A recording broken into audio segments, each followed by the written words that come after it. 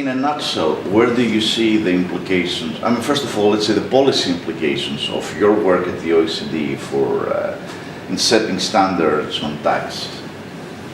Well, the OECD, I think, has a key role to play in continuing to set tax standards. We have been a leader in this area, and I think right now the work that we are doing in trying to ensure that the corporate tax rules have kept pace with the changes in the way that business operates is very important for all of our governments and also for countries around the world.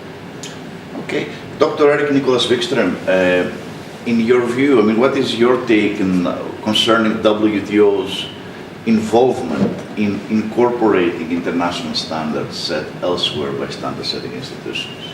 That's a good question, but I mean, first to back off and say that I think international standards in general are becoming much more important. So tariffs is in a way in a history, not completely, but the issue of regulations, standards, regulations are important. But the WTO doesn't set international standards, we know that.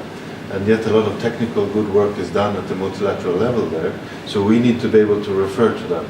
Lawyers are not standard setters, economists are not standard setters, so one of the core roles of the WTO is to refer to international standards, but it causes tension because which are the relevant ones, etc. That's the kind of issue that we're looking at now.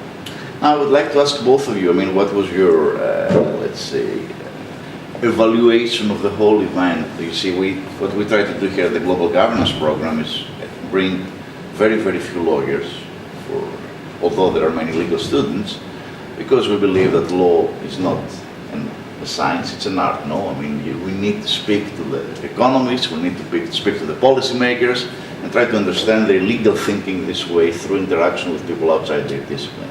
Did you enjoy, not enjoy? What are the pluses and the minuses of your interaction with these people? I'll start with you, Grace.